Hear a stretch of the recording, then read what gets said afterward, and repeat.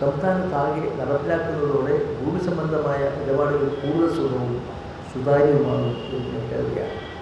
ഒരാൾ പല ഓഫീസുകളിൽ കയറിയേണ്ടി വരുന്ന ഒരു സാഹസികമായ സാഹചര്യം ഒഴിവാക്കാൻ കഴിയും എന്നതാണ് അതിൻ്റെ അർത്ഥം.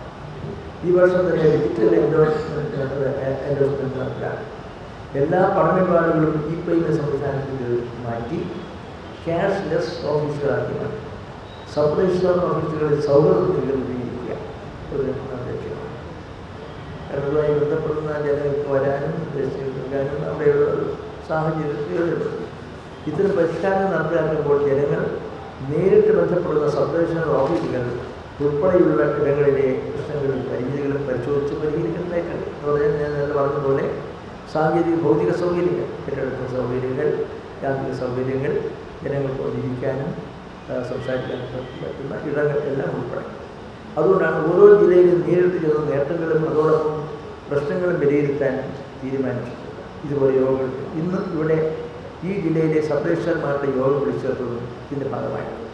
വകുപ്പിലെ IG അടക്കമുള്ള ഉന്നതരായ ഉദ്യോഗസ്ഥർ ഈ അവലോകനത്തിൽ പങ്കെടുക്കുന്നുണ്ട്. ആധുനികവൽക്കരണ നടപടികൾ വേഗത്തിലാക്കി ജനങ്ങൾക്ക് മെച്ചപ്പെട്ട സേവനങ്ങൾ സുലഭവും സുതാര്യവുമായി ലഭ്യമാക്കുക എന്നതാണ് വകുപ്പിലെ ലക്ഷ്യം. ഈ മേഖലയിൽ പ്രവർത്തിക്കുന്ന ആധാരമെത്തുക ഉൾപ്പെടെയുള്ളവരുടെ പൂർണ്ണ സഹകരണം ഉറപ്പാക്കി എല്ലാവരെയും വിശ്വാസത്തിലെത്തുകൊണ്ട് ഈ ലക്ഷ്യം കൈവരിക്കാനാണ് നിങ്ങൾ ശ്രമിക്കുന്നത്. അത് ഏതെങ്കിലും സോഴ്സുകളെയും ഘടകങ്ങളെയും ഒഴിവാക്കാനല്ല, എല്ലാവരെയും സഹകരിപ്പിച്ചുകൊണ്ടും സമന്വയിപ്പിച്ചുകൊണ്ടും നമ്മുടെ ഈ രജിസ്ട്രേഷൻ വകുപ്പിൻ്റെ സ്വച്ഛമായ പ്രവർത്തനങ്ങൾ മുന്നോട്ട് കൊണ്ടുപോകുന്നതിന്, അത് ജനകീയ ബന്ധം അഭിവർദ്ധിക്കുന്നതിന്, കാര്യക്ഷമമാക്കുന്നതിന്, ജനങ്ങൾക്ക് രജിസ്ട്രേഷൻ വകുപ്പും രജിസ്ട്രേഷൻ ഓഫീസുമായി ചെയ്യേണ്ട കാര്യങ്ങൾക്ക് അത് വളരെ സുതാര്യമായി നിർവഹിക്കുന്നതിനുള്ള സംവിധാനങ്ങളാണ് ഞങ്ങൾ ഇവിടെ ചർച്ച ചെയ്ത് നടപ്പിലാക്കി ആഗ്രഹിക്കുന്നത്.